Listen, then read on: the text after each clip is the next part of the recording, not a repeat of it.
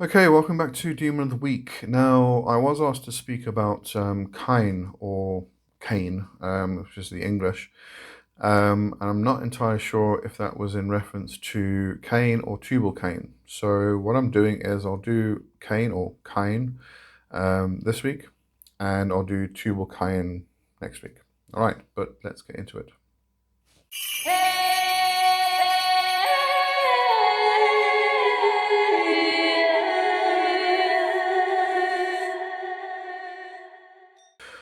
So, Cain's story, or Cain, as it is rendered in English, begins in the book of Genesis, where he is introduced as the firstborn son of Adam and Eve. His role as the elder sibling establishes a dynamic of expectation and responsibility. The tension between Cain and his brother Hevel, or Abel, is not merely a familial dispute but a cosmic drama. Cain is a tiller of the soil tied to the earth, while Hevel is a shepherd associated with the pastoral and divine. Their offerings to God, one of the fruits of the earth and the other of the firstborn of the flock, highlight this dichotomy. God's preference for Hevel's offering over Cain's has puzzled theologians and scholars for centuries. The text offers no explicit reason for this favoritism, leaving room for interpretation. Was Cain's offering insufficient? Did it lack sincerity? Or was this divine choice a reflection of deeper cosmic forces, an allegory for the tension between the cultivated and the wild, the mortal and the transcendent?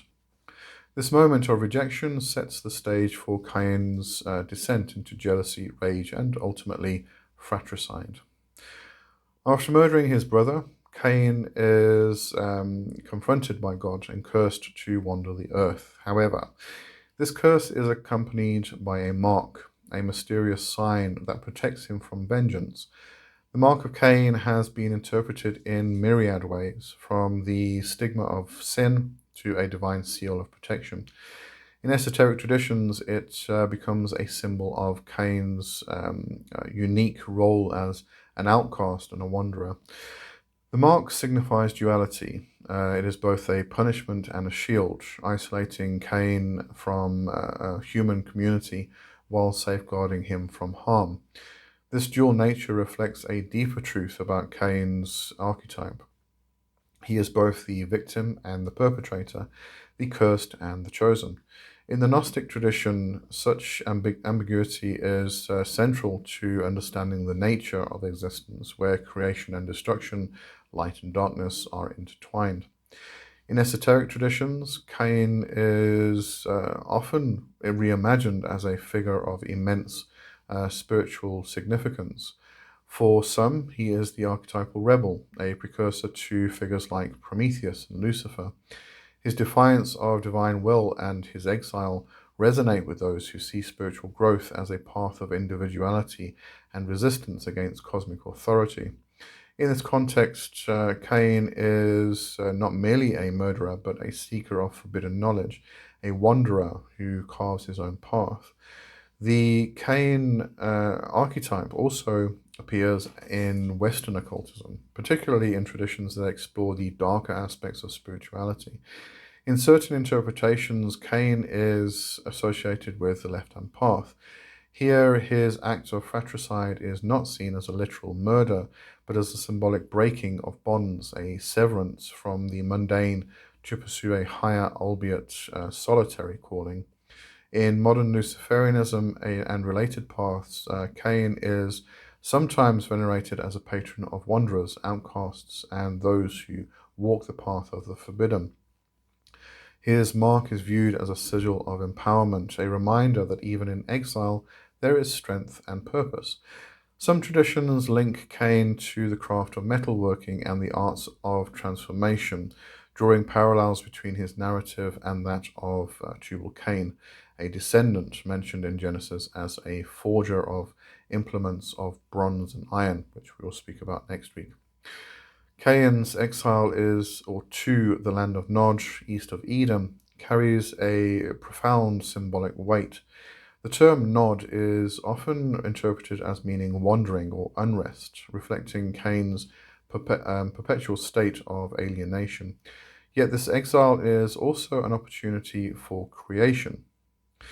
In Nod, Cain builds a city and names it after his son Enoch.